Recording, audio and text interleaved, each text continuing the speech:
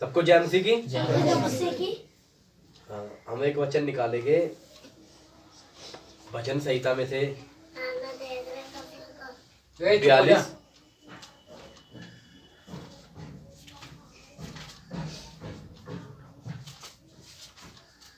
भजन संहिता 42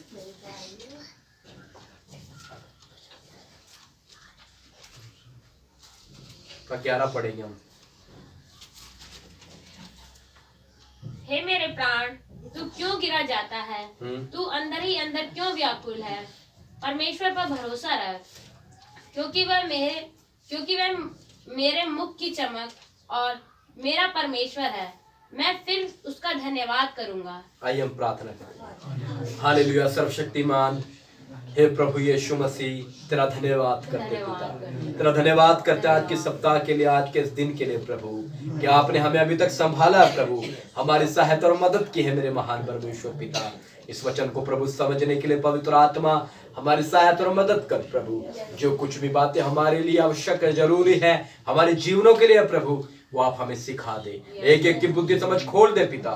मुझ पर नियंत्रण ले, पूरे झुंड पर नियंत्रण ले ले प्रभु। एक एक सभी भाई बहनों पर प्रभु तू दया और कृपा और आशीष दे मेरे महान परमेश्वर पिता, ताकि तेरे वचन को सीख कर प्रभु अपने जीवन के अंदर प्रभु तेरा डर, तेरा भय लागू करने पाए मेरे महान परमेश्वर पिता। सहायता और मदद कर पिता। धन्यवाद। यीशु मसीह के नाम से इस प्रार्थना को मांगते हैं, आमीन। एक बार फिर से पढ़ेंगे हम। हे मेरे प्राण, हे मेरे प्राण, तू क्यों गिरा जाता है? तू क्यों गिरा जाता है?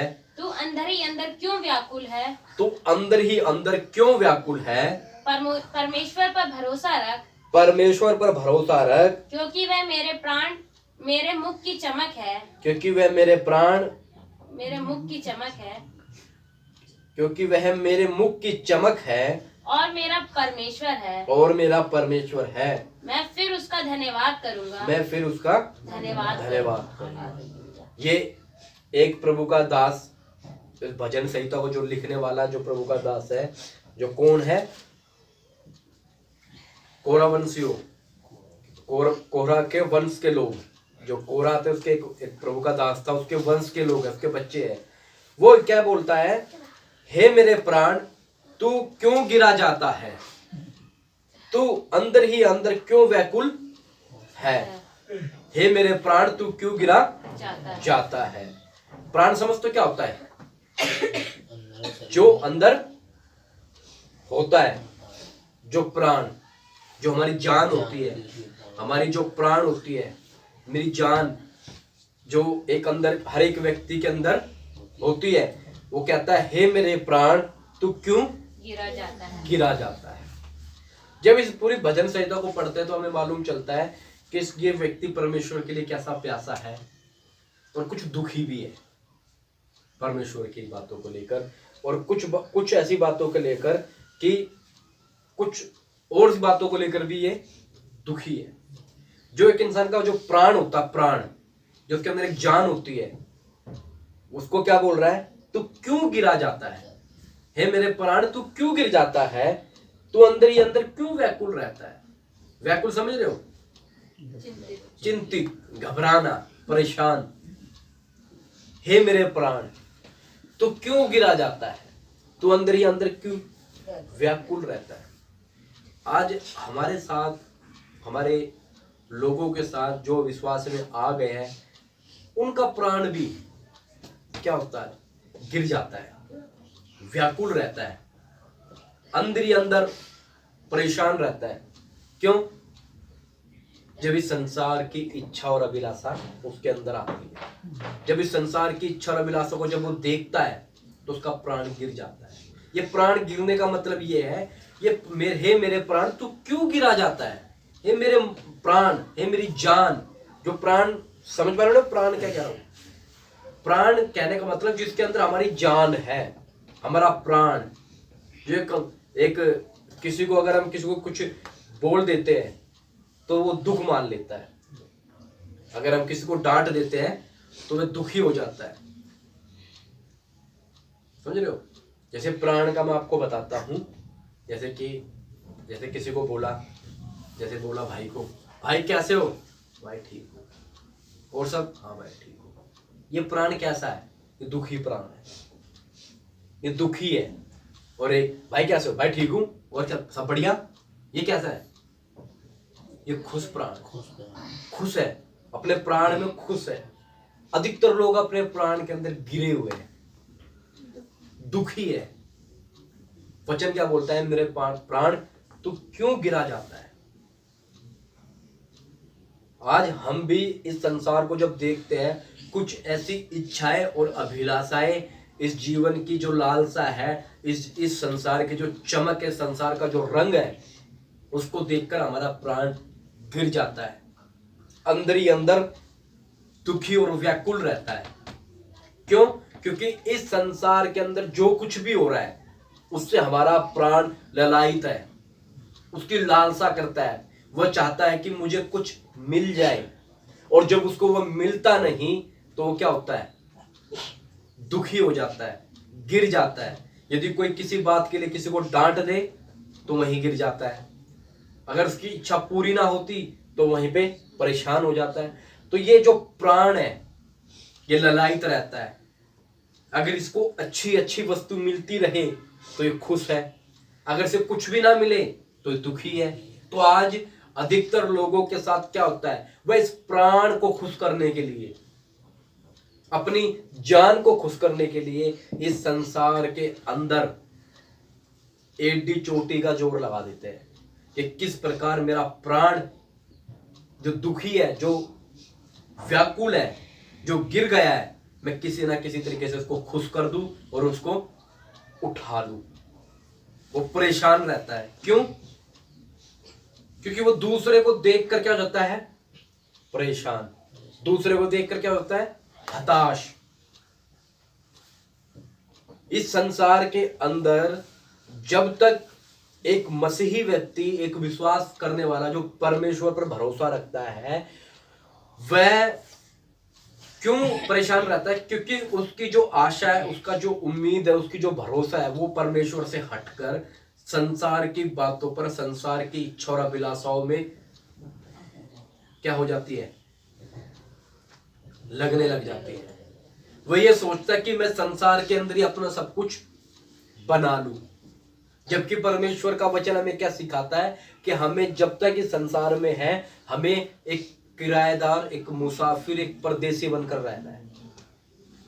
जब हम अपने अंदर, अपने मन के अंदर ये बात को सुनकर, समझकर चलेंगे कि मैं परदेसी हूं, मैं एक मुसाफिर हूं, मुझे चले जाना है, तो हमारे जीवन में जो हबड़ा तबड़ी मची हुई है ना, वो खत्म हो जाएगी।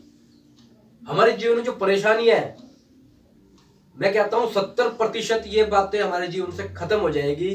हम यदि अपने प्राण को, जो संसार का क्या है, अभिलाषी है, इस संसार का जो इच्छा में, उस संसार की चाहत को प्राप्त करने के लिए परेशान है, ये प्राण, बैठ जाओ उधर, ये प्राण कैसा हो जाएगा, बिल्कुल जो गिरा हुआ है वो उठ खड़ा होगा, यदि हम परमेश्वर के वचन को अपने जीवन के अंदर लागू कर ले, यदि हम परमेश्वर के वचन को अपने जीवन के अंदर लागू कर ले। क्योंकि परमेश्वर का वचन क्या सिखाता है, क्या सिखाता है कि यहां पर धन इकट्ठा ना करो, जहां पर चोर है जो सेंध लगाते हैं, काई है और कीड़ा है जो धन को बिगाड़ते हैं। अपने लिए कहां धन इकट्ठा करो, स्वर्ग पर। वहां तो ना चोर है, ना काई लगेगी, ना कोई कीड़ा लगेगा।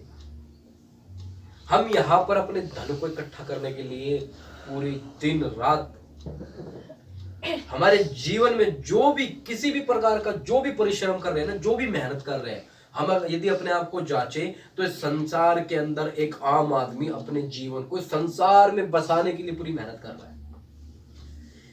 उसकी सोच शैतान ने और इस संसार के दिखावे ने, और संसार की परेशानियों ने, संसार के रंग और चमक ने ऐसी बना दी है कि वो सोचता है कि मुझे यहीं रहना है। वो इन बातों में, इस चमक में, वो भूल जाता संसार की, मुझे यहां से एक दिन जाना है, वो भूल जाता है। और इसी कारण वो पूरी जिंदगी भर अपनी मेहनत, अपनी पूरा दम इस संसार के अंदर अपने प्राण को खुश करने में लगा रहता है। अच्छे से अच्छा कपड़ा पहनने के लिए उसका प्राण ललायित रहता है कि मैं अच्छे से अच्छा वस्त्र पहन लूं, मैं अच्छे से अच्छा भोजन खा लूं, मैं अच्छे से अच्छा घर बना लूं, मैं अच्छे से अच्छी गाड़ी में घूम लूं, मैं अच्छे से अच्छा अपने घर के अंदर सब सामान ले आऊं जो मेरी प्राण को खुश कर दे। जरूरत की चीज एक अलग बात है कि हमें जरूरत की चीज चाहिए, जो जरूरत है, मगर इच्छा के पीछे ये प्राण भागता है। समझ रहे हो? किसके पीछे भागता है? इच्छा के पीछे। इस प्राण की कभी इच्छा पूरी नहीं होती। ये प्राण इसीलिए दुखी रहता है, बार बार गिर जाता है। यदि किसी के पास कोई बड़ी और अच्छी और महंगी कार देख ले तो ये गिर जाएगा वहीं, कहेगा हाय। हर एक व्यक्ति हाय मेरे पास नहीं है, होता नहीं होता? यदि किसी का बड़ा घर देख ले तो क्या बोलेगा? हाय मेरे पास नहीं है। फिर अंदर क्या रहेगा? दुखी, परेशान रहेगा। और जब दुख आता है फिर जीवन में रोग आता है, बीमारी आती है। और ये जब दुख और शोक आ जाता है जीवन के अंदर, गम लग जाता है, उससे मृत्यु हो जाती है। क्या हो जाती है? समझ आ रही है मेरी बात? उससे क्या हो जाती है? मृत्यु। गम लग जाता है, परेशान हो जाता है, दूसरों को देखकर जलने लगता है, उसके पास ऐसा क्यों है, मेरे पास ऐसा क्यों नहीं है। समझ रहे हो? इसी प्रकार हमारा प्राण दुखी और परेशान रहता है कि वो बार बार इस संसार के अंदर फंसता है, वो बार बार इस संसार की चमक को देखता है, वो बार बार इस संसार की बातों को देखता है। इस संसार में बड़ी बड़ी भव्य इमारतें बनी हुई है, बिल्डिंग बनी हुई है, बड़ी बड़ी कारें बनी हुई देखी है, ऐसे ऐसे जहाज बने हुए हैं, हवाई जहाज, ऐसे ऐसे पानी के जहाज है। लोगों का प्राण करता है कि मैं उसमें घूमूं, मैं उसमें जाऊं, मैं उसमें बैठूं। ऐसे ऐसे क्लब बने हुए हैं, ऐसे ऐसी सड़कें बनी हुई है, ऐसे ऐसे पूरी दुनिया में समुद्र के किनारे जो बीच होते हैं वो बने हुए हैं। उनके अंदर इच्छा, जब हम टीवी में देखते हैं, फोन में देखते हैं, एक प्राण इच्छा तो आती है ना कि एक बार चला जाऊं, एक बार पहुंच जाऊं। और जब वो हमारी इच्छा पूरी नहीं हो पाती तो फिर दुखी हो जाते हैं, फिर हमारा प्राण गिर जाता है, हमारी जान गिर जाती है और व्याकुल रहते हैं। फिर हम क्या करते हैं? फिर धनी होने के लिए, वचन में क्या लिखा है? धनी होने के लिए परिश्रम ना करना। धनी होने के लिए परिश्रम ना करना। जो लोग धनी होना चाहते हैं वो अपने आप को ऐसी उलझनों में, आजमाइशों में, परेशानियों में, कठिनाइयों में फंसा लेते हैं जो मनुष्य को बिगाड़ देती है। धनी होने के चक्कर में लोग बिगड़ जाते हैं। जब अपना प्राण की इच्छा, ये प्राण की अभिलाषा जब पूरी नहीं होती तो क्या करेगा वो? आज दुनिया के अंदर नशा, आज दुनिया के अंदर लोग दारू क्यों पीते हैं? लोग दारू क्यों पीते हैं मालूम है? उस शुरू में तो क्या सोच के पीते हैं वो, क्या ये सिर्फ एक मजा है, एक एंजॉय है। मगर बाद में अपने प्राण को, जो दुखी होता है, जो परेशान होता है, वो दारू पीकर क्या करते हैं? सो जाते हैं। दारू जब पीता है, जब तक दारू पीता रहेगा ठीक है, जब दारू उसके ऊपर जब कंट्रोल कर लेती है एक इंसान के ऊपर, शराब, तब उसके अंदर जो विचार होते हैं वो विचार वो सबको भूल जाता है, फिर वो टुन हो जाता है। और जब टुन हो जाता है तो उसको कोई मतलब नहीं क्या है। तो इसलिए एक इंसान जो दुखी होता है, जिसका प्राण गिरा होता है, जिसके पास कोई आशा नहीं होती, जिसके पास कोई उम्मीद नहीं होती, वो क्या करता है? वो दारू पीता है ताकि उस नशे की उसमें रहे, धुन में रहे। फिर लोग बड़े से बड़ा नशा करते हैं और इसीलिए इस संसार के अंदर नशा बढ़ता जा रहा है। इसीलिए संसार के अंदर गांजा, स्मैक, चर्स, ये जितने भी जो है, क्यों?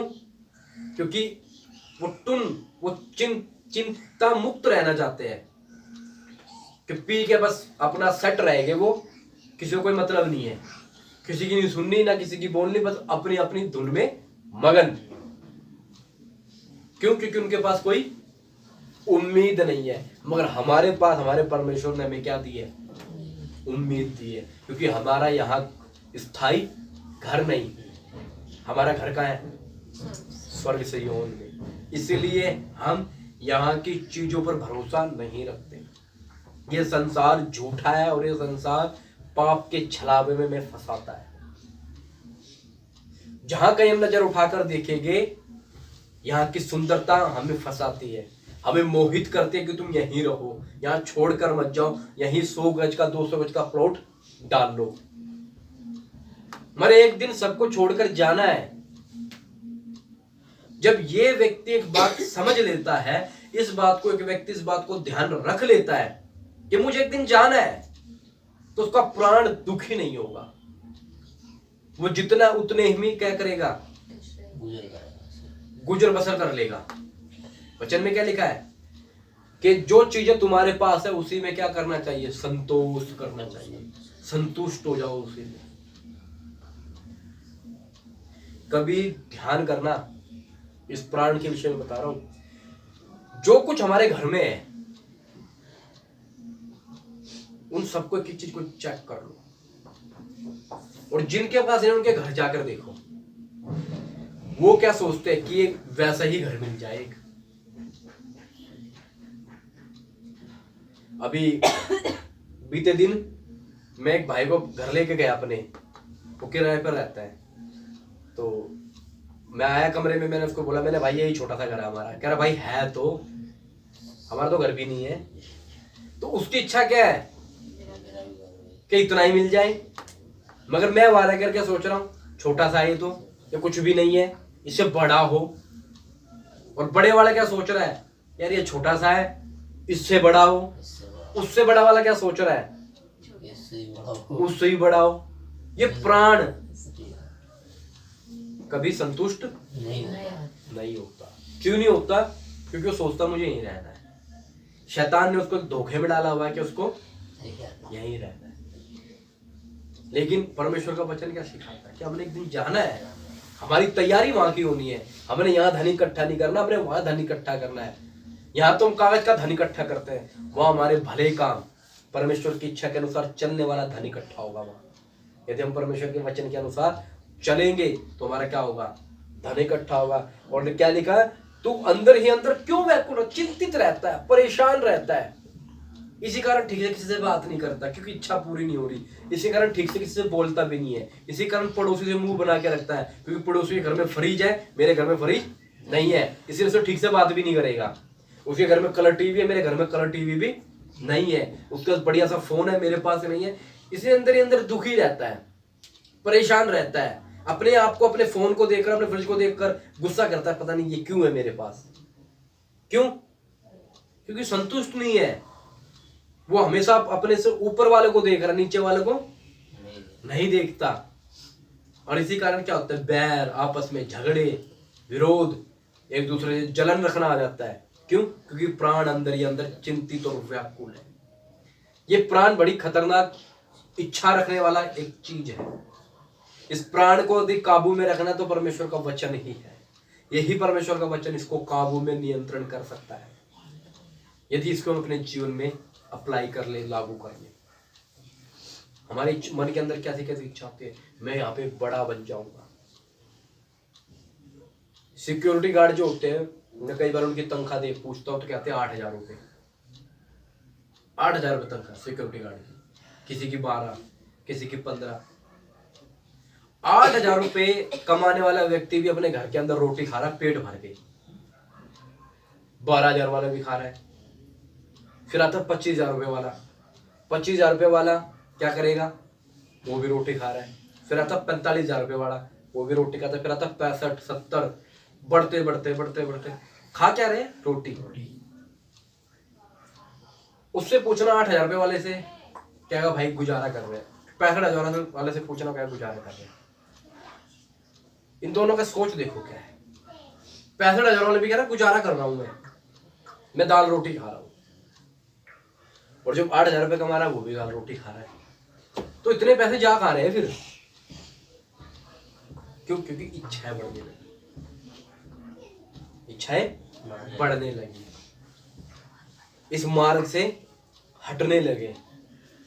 इसलिए इच्छा क्या है कि मैं यहीं पे कोई पदवी प्राप्त कर लूं, मैं यहीं पे कोई बड़ा ऑफिसर बन जाऊं, मैं यहीं पे कोई नौकरी प्राप्त करके सदा के लिए रहूं। एक बात समझना, कोशिश करना, शायद प्रभु आप लोगों को समझने की कृपा दे। आरंभ से ऐसा नहीं था, आरंभ से ऐसा नहीं था। हर एक इंसान जो भी इस पृथ्वी पर मनुष्य था वह अपनी खेती काम काज कर कर अपना खाना पीना खाता था। वह गुलामी या नौकरी करने वाला काम नहीं था उस समय में। आरंभ में हर किसी के पास अपनी जमीन थी, हर किसी के पास अपनी खेती थी, हर किसी के पास अपना पशुपालन था। वह अपने पशुपालन के द्वारा अपने रोजमर्रा की जिंदगी को दिनचर्या में जो उसको चाहिए वो खाता और पीता था। उसका दिल करता था आज मुझे मीट खाना, तो अपने किसी जानवर को काट के खा जाता था। घी भी उसका अपना घर का था, दूध भी अपने घर का था, खेती भी घर की थी, फल भी घर का था। अब हुआ क्या, हमें जो बिजी किया गया, जो हमें जो व्यस्त किया गया, वो कैसे किया गया? हमारी इच्छा और अभिलाषा ने। खेत काटे, बिल्डिंग बनी, कॉर्पोरेट ऑफिस बने। अब ऑफिस बने तो जाने आने के लिए गाड़ियां चाहिए। धीरे धीरे लोगों के खेत खत्म कर दिए, लोगों की जगह खत्म कर दी। अब लोगों के पास क्या है? जगह नहीं है, काम नहीं है। अब ये अगर ये आज मोबाइल नहीं हो, मुझे लगता है लोगों का जीना बर्बाद है। आज मोबाइल बिना ऐसा जैसे आत्मा शरीर के बिना या शरीर आत्मा के बिना, अगर आज मोबाइल ना हो। मगर आज से 25 साल पहले भी तो लोग जी रहे थे, कोई चिंता ही नहीं थी। आज मोबाइल नहीं तो उसका प्राण गिर गया, वो दुखी है, परेशान है। भाई क्यों? किसने? ये शैतान की एक चाल है। ये परमेश्वर की योजना में है तो ये सब कुछ जो होना है, मगर इन बातों के अंदर शैतान हमें फंसाता है। हमारे जो परमेश्वर हमें बुद्धि, जो ज्ञान हमें दिया है, जिनका हम आविष्कार करते हैं जिन बातों के अंदर, उन्हीं बातों के अंदर वो क्या करता है? वो सोचता शैतान इनको फंसा लूं। फोन किस लिए बने थे? बात करने के लिए। फिर बटन वाला आ गया, फिर कैमरे वाला आ गया, फिर और आ गया, फिर और, अभी तक आए ही जा रहे हैं। अरे एक बार बना के छोड़ दो ना। नहीं, जितना जिंदगी हमारी आसान होती जा रही है उतना जिंदगी हमारी फंसती जा रही है। इस दुनिया के जो संसार में जिन लोगों ने यहाँ रहना, उनके लिए जिंदगी आसान होती जा रही है ना? मगर जो मसीही लोग हैं उनके लिए ये फंदे बनते जा रहे हैं। बातें उनके लिए फंदे बनते जा रहे हैं।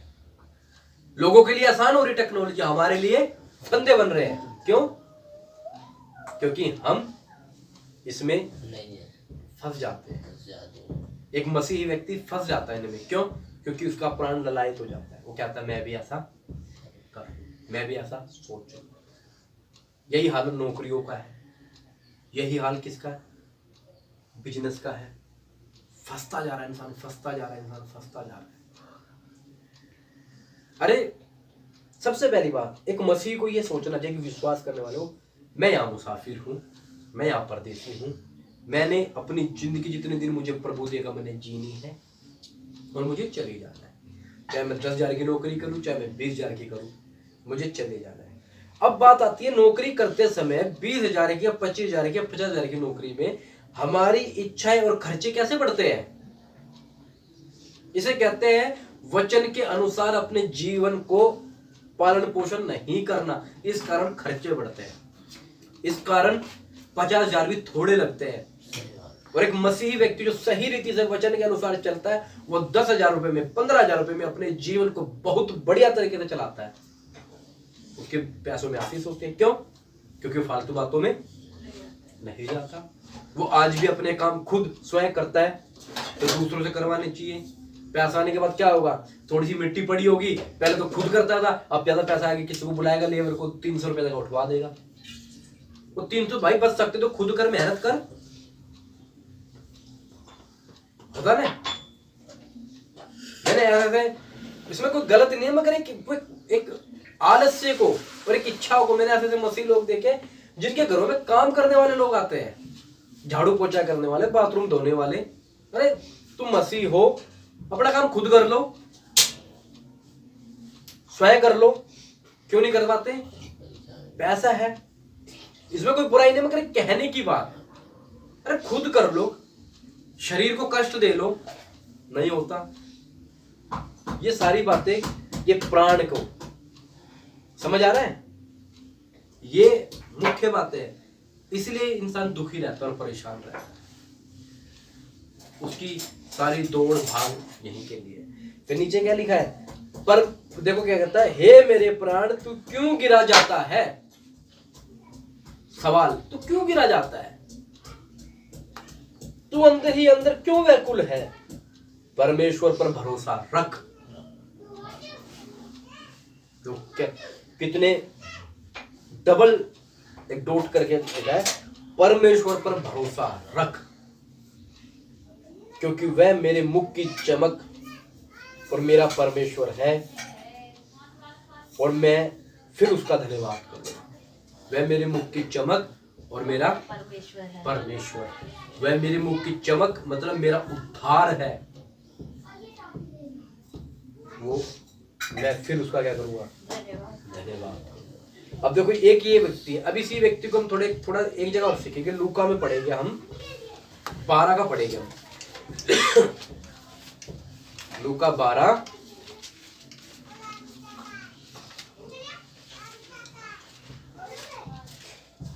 अध्याय, और उसका पढ़ेंगे हम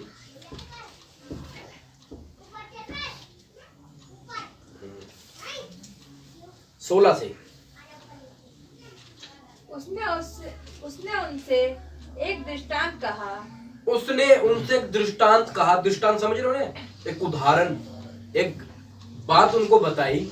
हाँ, किसी धनवान की भूमि में बड़ी उपज हुई। किसी धनवान की भूमि में बड़ी उपज हुई। उपज समझते हो ना? सब लोग ध्यान देना है। किसी धनवान था, क्या था? धनवान। उसकी भूमि में क्या हुई? बड़ी उपज हुई।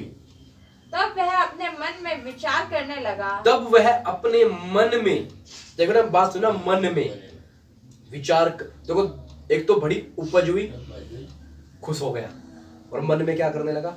विचार करने लगा, मैं क्या करूं? मैं क्या करूं? क्योंकि मेरे यहाँ हाँ, जगह नहीं जहाँ अपनी उपज इत्यादि रखूं। कह रहे मैं क्या करूं?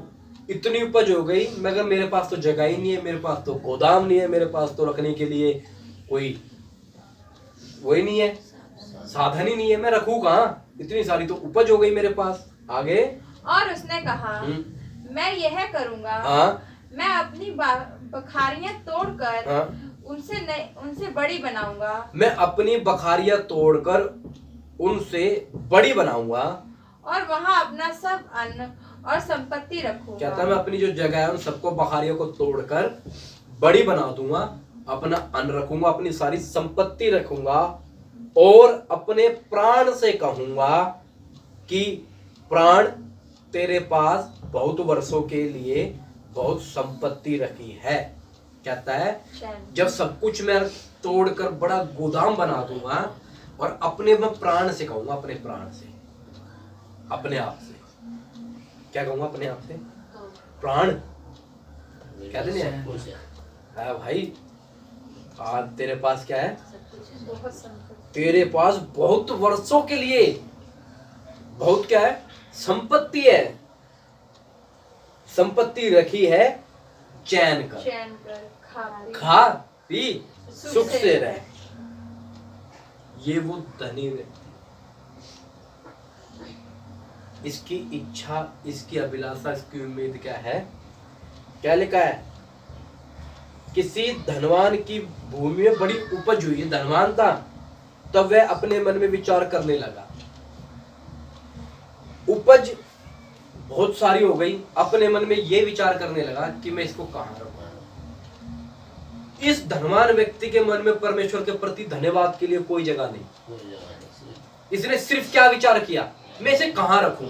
इसने ये कह सकता था, ये प्रभु तेरा धन्यवाद हो, हे परमेश्वर तेरा धन्यवाद हो, हे धरती के अंदर तू जो सामर्थ्य डालता है जिससे द्वारा ये उपज आती है, इसके लिए तेरा धन्यवाद हो। इसने ये कोई विचार नहीं किया। इसने दिमाग क्या लगाया? मैं अपना धन संपत्ति कहाँ पर सेट करूं, कैसे अपना पैसा इन्वेस्ट करूं, कैसे अपना माल को रख दूं।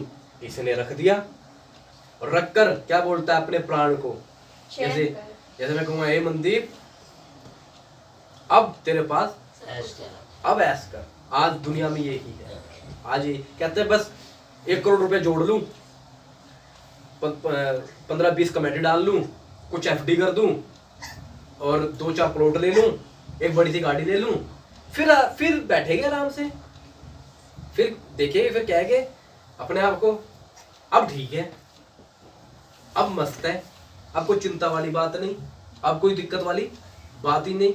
आज दुनिया में किसी भी व्यक्ति से जो सुबह मेट्रो में भागता है, बसों में दौड़ता है, रेलवे में दौड़ता है, हवाई जहाज में दौड़ रहा है, उससे पूछो भाई इतना क्यों, इतना परेशान क्यों, कहता है यार कुछ करना है, बस इतना पैसा जोड़ लूं। मेरे कई दोस्त कहते हैं यार बस अकाउंट में कम से कम अपने अकाउंट में 25-20-50 लाख रुपए होने चाहिए, बस मैं इतना पैसा जोड़ दूं जवानी में। अरे इतना पैसा जोड़ दूं, वो इन सब बातों में मैं पीछे से क्या बताता आ रहा हूं, वो इन सारी बातों में ये भूल जाता कि भैया तू परदेसी है, तू कोई ठप्पा लगवा के थोड़ी आ रहा, तू 100 साल ही जिएगा, तू पता नहीं कब मर जाए। मगर उसकी सोच क्या है, मैं इतना पैसा जोड़ लूं। यही व्यक्ति की सोच क्या है, कहता है क्या बोलता है, मैं अपने प्राण से कहूंगा। देखो हमने पीछे पढ़ा ने क्या कहता है, हे प्राण तू क्यों गिरा जाता है। ये वो देखो अपने प्राण को क्या बोलता है। परमेश्वर का वचन है ना, परमेश्वर का वचन थ्योरी में नहीं होता, सीधा प्रैक्टिकल प्रभु बताता कर दिया। यहाँ पर वचन के अंदर बहुत ऐसे लोग हैं जिन्होंने अपने प्राण को क्या जाना है, अप्रिय जाना है। यहाँ पर क्या बोलता है, अपने प्राण से कहूंगा। प्राण कई बार देखा आप लोग अपने आप से बात करते हैं, क्या कहते नहीं भाई बेटो बोटे की शादी कर दूं, पोता पाता देख लूं और अपना फिर मैं ठीक ठाक अपने फिर चला जाऊंगा, फिर ठा ले तू। जैसे वो कहेगा हाँ बहुत बढ़िया, इसीलिए बेचा है तेरे को मैंने यार, तो यही काम करियो और यही मैं जब तेरे को उठा लूं। तो यही क्या कहेगा, कहूंगा कि प्राण जो तू दुखी रहता है, जो तू व्याकुल रहता है, जो तू बार बार में डांटने पे दुखी हो जाता है, परेशान हो जाता है, चिंतित रहता है, अब खुश हो जा। तेरे पास बहुत वर्षों के लिए तेरे पास बहुत वर्षों के लिए क्या है, संपत्ति रखी है। कई लोग अपनी पासबुक को बार बार एंट्री कराते हैं बैंक की, देखिए पैसा हाँ, और गलती से वहां लिखा जाए ना डेबिट 50 रुपए, जब भी बैंक वाले 50 रुपए क्यों कट गए। बार बार अगर बैंक से 50 रुपए कट गए तो बैंक वाले के सिर पर चढ़ जाएंगे, 50 कटे कैसे। बार बार कॉपी देखेंगे, मेरे पास इतना पैसा रखा है, किसके ऊपर भरोसा करके बैठे हैं, एक 4 दीवारी के बैंक के ऊपर। और वो बैंक किसी भी समय में कहता मैं दिवालिया हो गया, क्या कर लोगे। महाराष्ट्र में हुआ था ना, महाराष्ट्र पंजाब बैंक वाला जो था, दिवालिया घोषित हो गया, चोरी होगी, पता नहीं क्या हुआ उसके अंदर, सब जितने लोगों के पैसे सर पटक पटक के मर गए, पैसे नहीं मिले, दिवालिया घोषित अभी तक बंद पड़ा है। तो किसके ऊपर हमने पैसा रखकर क्या बैठे, बैंक के ऊपर। 4 दीवारी है, एक बंदूक वाला खड़ा है, और हम क्या सोचकर बैठे हैं, ये बचा लेगा मेरे को, मेरा पैसा ये रख लेगा। एक बंदूक वाले पर जो सिर्फ एक बंदूक लेकर बैठा है और एक 4 दीवारी में पैसा रखा, कांच के टुकड़ों पर हम भरोसा करके बैठे हैं, और अपने प्राण को क्या बोल रहे हैं, प्राण तो खुश रहे, बैंक में लाखों रुपए पड़ा है, कई वर्षों तक हम खा पी लेंगे। ये हमारी सोच है ना, यही एक सोच इंसान को बर्बाद करने पे लग जाती है। वो सोचती है कि मैं इस संसार के अंदर ही पता नहीं क्या कर लूं। उसको ये बात समझ ही नहीं आती कि भैया तुझे एक दिन जाना है यहाँ से। अब इसमें क्या लिखा है, मैं अपने प्राण से और अपने प्राण से कहूंगा, प्राण तेरे पास बहुत वर्षों के लिए संपत्ति रखी है, चैन। क्या बोलता है, चैन का मतलब जीवन में सुख से आराम से रहे। देखो इस व्यक्ति के मन में ये नहीं आई कि मेरे पास संपत्ति आ गई मैं सेवा करूंगा, मैं प्रभु का भजन गाऊंगा, गीत गाऊंगा, मेहनती बनूंगा, क्या बोलता है? चैन। कहीं जाने की जरूरत नहीं। खा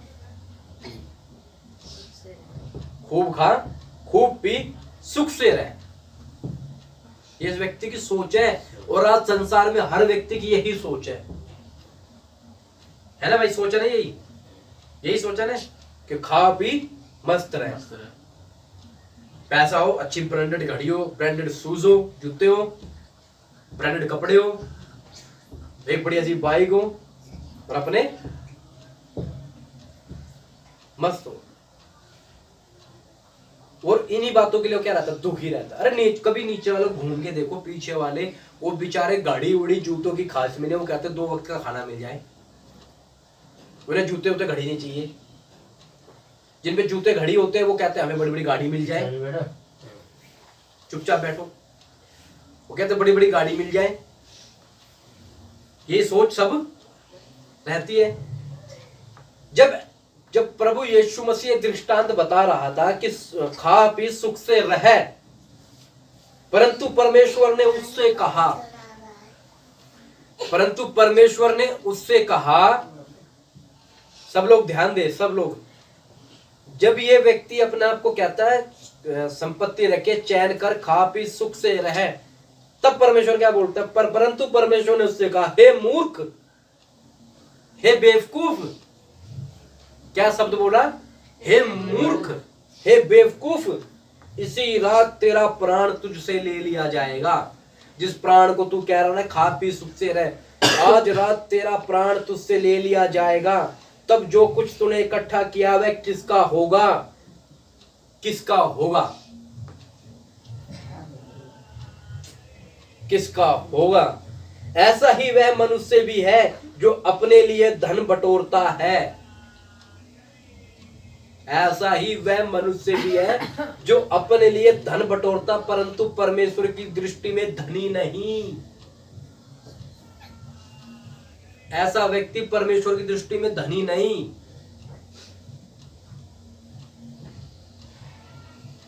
ऐसा ही वो व्यक्ति जो अपने लिए क्या बटोरता? धन धन धन धन धन धन के पीछे बस।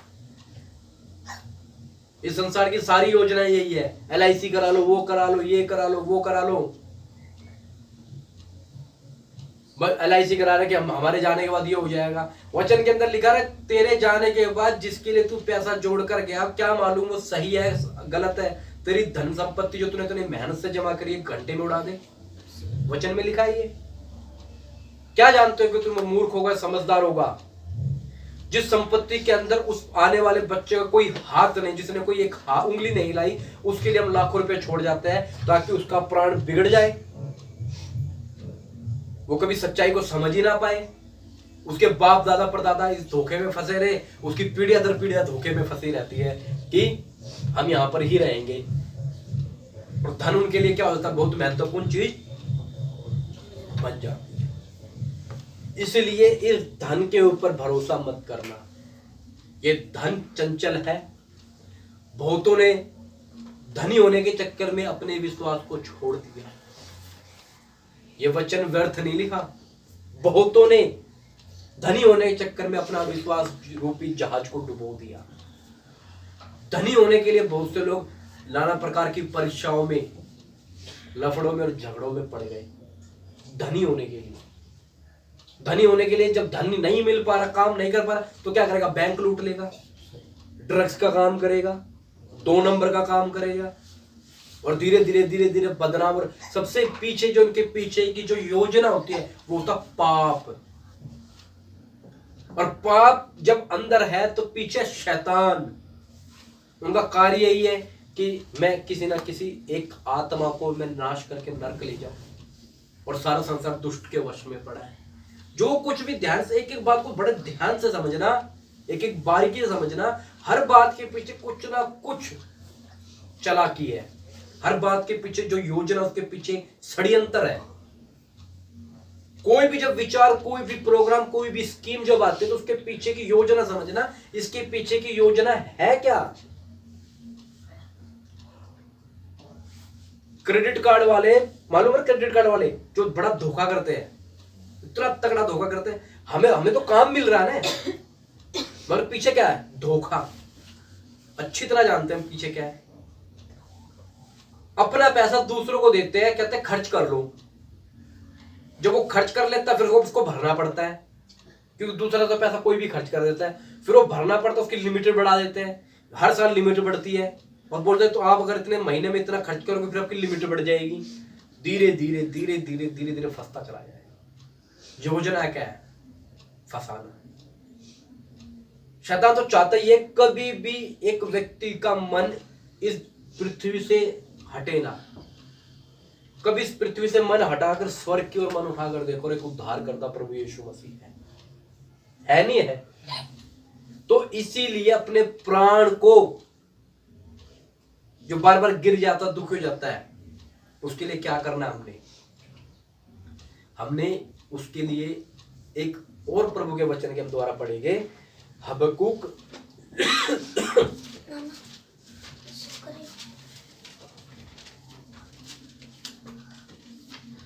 3 अध्याय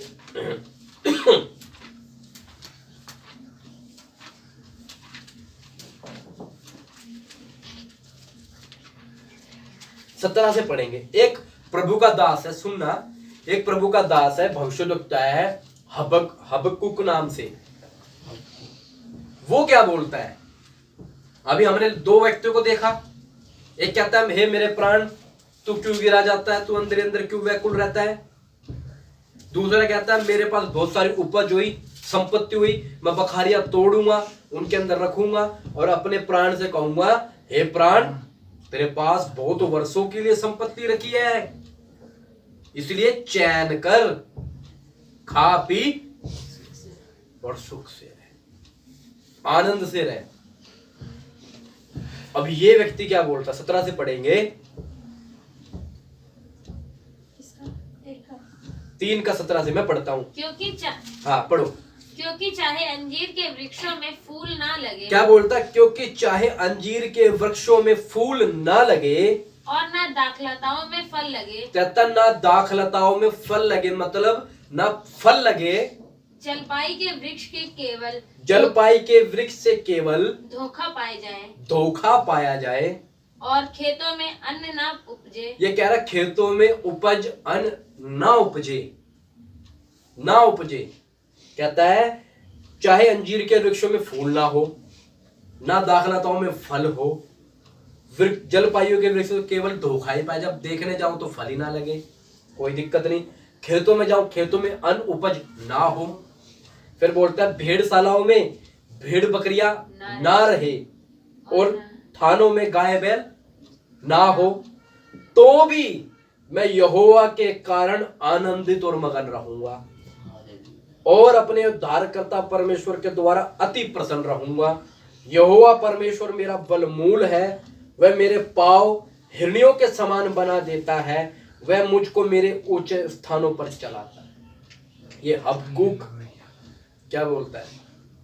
क्या कुछ भी ना हो मेरे पास, चाहे मेरे पास फूल ना हो, फल ना हो, गेहूं उपज दाना ना हो, मेरे भेड़शालों में बकरी भेड़ ना हो, गाय भैंस ना हो, तो भी मैं यहोवा के कारण आनंदित रहूंगा। ये वो व्यक्ति जो परमेश्वर पर भरोसा रखने वाला।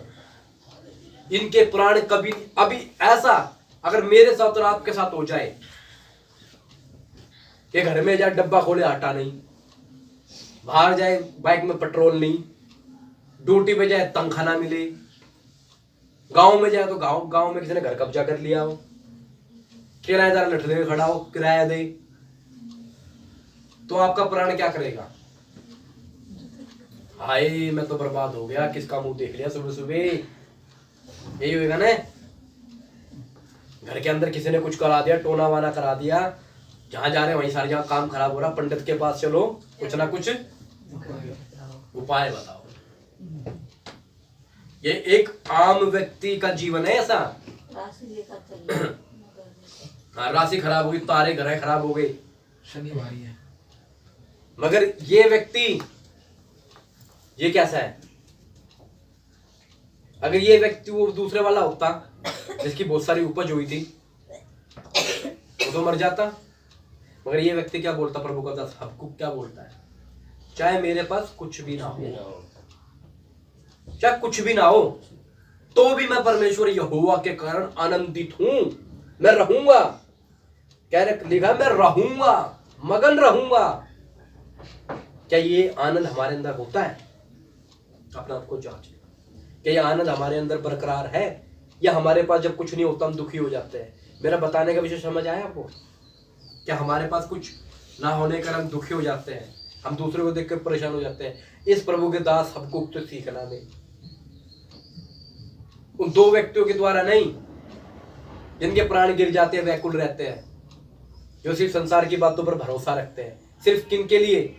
इस व्यक्ति के द्वारा। क्या था, कुछ भी ना हो, चाहे मुझे धोखा ही धोखा मिले। कहता है जलपाई के वृक्षों के केवल धोखा ही पाया जाए। मेरे रिश्तेदार, मेरे घर वाले, मेरे कुटुंबा यदि मुझे धोखा दे दे, मेरी उम्मीद उनके पास है, यदि वो भी धोखा दे दे, भेड़ सालों में भेड़ बकरियां ना हो, गाय और ना थानों में बैल हो, गाय बैल हो, तो भी मैं यहोवा के कारण आनंदित और मगन रहूंगा। मैं मगन रहूंगा। हालेलुया। मैं मगन रहूंगा, परेशान नहीं होऊंगा, मैं आनंदित रहूंगा, जय जयकार करूंगा। क्यों? और अपने उद्धारकर्ता परमेश्वर द्वारा अति प्रसन्न रहूंगा। कमाल की बात है। फिर बोलता है यहोवा परमेश्वर मेरा बलमूल है। फिर बोलता है वो मेरे पांव को हिरणियों के समान बना देता है, वह मुझको मेरे ऊंचे स्थानों पर चलाता है। ये कैसी बात है? कुछ भी नहीं है, फिर भी कहता है वो मुझे ऊपर चलाता है, वो मेरा बलमूल है।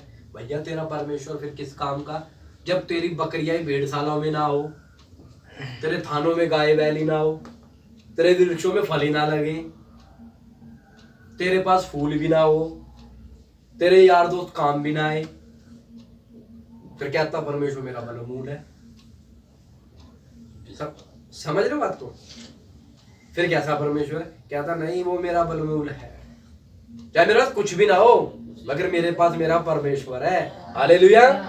मेरे पास मेरा यहोवा है, मुझे कोई चिंता ही नहीं है। सृष्टि का बनाने वाला मेरे पास है, तो मुझे किस चीज का डर है? खाने पीने को कुछ नहीं हो, मगर परमेश्वर तो है। विषय समझना। अरे जाना तो उसी के पास है ना, हम तो मुसाफिर है। उसीलिए कहता अगर कुछ भी ना हो, अगर होगा तब भी तो मरना ही है। अगर ना हो तो मुझे जाना उसके पास है, और जब मैं जाऊंगा तो मैं सदा के लिए उसके पास रहूंगा। और जिसके पास सब कुछ था, अगर वो परमेश्वर उसके पास रहा तो सदा के लिए नरक में जलेगा। तो सोचने की बात है ना, कि हमारा परमेश्वर कहता है वह मेरे पाँव को हिरणियों के समान बना देता है। हिरणियों के पाँव जैसा कहा जाता है, ऐसे पाँव होते हैं, बड़े बहुत तेज भागते हैं, बहुत तेज और खोखले इस तरह के होते हैं कि वो पहाड़ों पर हर कोई जानवर नहीं चढ़ पाता। जो हिरण होता है ना, हिरण वो चढ़ जाता है। कितना भी ऊंचा पहाड़ हो, कितना भी ऊंचा पहाड़ हो, बड़ी बड़ी डिस्कवरी में देख रहा, बड़ी बड़ी जगहों के अंदर हिरण पहाड़ों पर चढ़े मिलते हैं। क्यों? उनके पाँव में कुछ ऐसा होता है। कहता है मेरे पाँव को हिरणियों के समान बना देता है, वह मुझको मेरे ऊंचे स्थानों पर चलाता है। हमें भी हमारा परमेश्वर जो ये दुखों के जो पहाड़ है इनके ऊपर चढ़ा देगा। हमें कोई चिंता नहीं होगी, हमें कोई परेशानी नहीं, क्योंकि हम इनके ऊपर खड़े हैं, हम इनके ऊपर खड़े हैं। इसलिए हमारा परमेश्वर यहोवा उद्धार करते का क्या करते रहेंगे, मगन रहूंगा, उसका धन्यवाद करता रहूंगा। तो भी मैं यहोवा के कारण आनंदित और मगन रहूंगा, और अपने उद्धारकर्ता परमेश्वर के द्वारा अति प्रसन्न रहूंगा। ये है असली विषय, ये है असली बात, ये है असली जीवन एक मसीही व्यक्ति के लिए। ये सब बात है और कुछ भी नहीं है, यही है। इसलिए आनंदित और मगन रहना,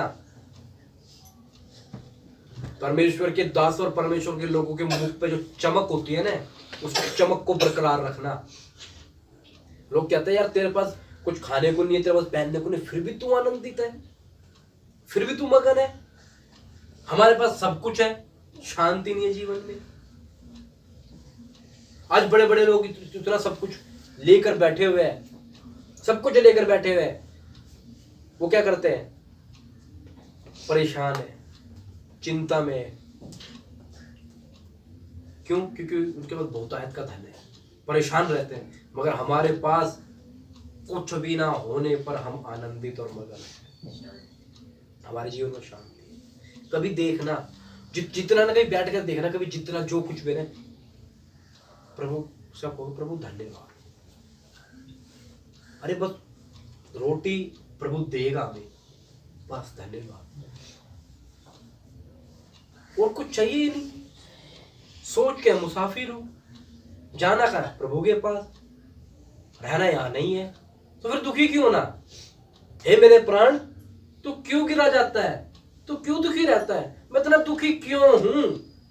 क्या कारण है? ये कारण था। भरोसा कहां पर है? यहाँ पर। और जो सुखी है, जो आनंद में है, जो मगन है, उसका भरोसा किस पर है? यहोवा पर, प्रभु यीशु मसीह पर। कुछ भी ना हो, चाहे कुछ भी ना हो, कभी करके देखना, चाहे कुछ भी ना हो, खुश रहना। इस सृष्टि का परमेश्वर क्या बोलता? सारा सोना चांदी मेरा है। इसलिए पिछले बार हमें याद, आपको गाना गाया था हमने, आओ आनंद मनाए, आओ आनंद मनाए, यीशु राजा मेरा हो गया। वो इस सृष्टि का पालनहार मेरे हृदय का राजा हुआ। इस सृष्टि का पालनहार। वचन में लिखा है, जवान सिंह को, जवान शेरों को तो घटी हो सकती है, मगर यहोवा के भक्तों को नहीं। उसके भक्त कभी भूखे नहीं रह सकते। इतना याद रखना, पूरी जगत में, पूरी दुनिया में चले जाना, हर धर्म का व्यक्ति आपको भीख मांगता नजर आएगा, मगर एक मसीही व्यक्ति कभी आपको भीख मांगता नजर नहीं आएगा, कभी भी नहीं आएगा नजर। कहीं जाके इस बात को ढूंढ लेना, कहीं मसीही व्यक्ति, मसीही पर विश्वास करने वाला, मैं ईसाइयों की बात नहीं कर रहा, मसीही की, मसीही व्यक्ति कभी भीख मांगता नजर नहीं आएगा, क्योंकि उसके बाप ने, उसके परमेश्वर ने लिख कर दिया है, जवान सिंह को तो घटी हो सकती है, वो भूखा भी रह सकता है, मगर यहोवा का भक्त कभी भूखा नहीं रह सकता। लिखा है, मैं लड़कपन से बुढ़ापे तक देखता आया हूं कि धर्मी को और उसके बच्चों को भी टुकड़े मांगते हुए नहीं देखा, कभी भूखा मरते हुए नहीं देखा। यह परमेश्वर का वायदा, परमेश्वर का क्या है? प्रेम है। इसलिए जो हमारे पास कुछ भी ना हो, फिर भी हम क्या करेंगे? आनंदित रहेंगे, मगन रहेंगे, ये लोग धन्यवाद करेंगे। हालेलुया, हालेलुया, सबको जय मसीह की।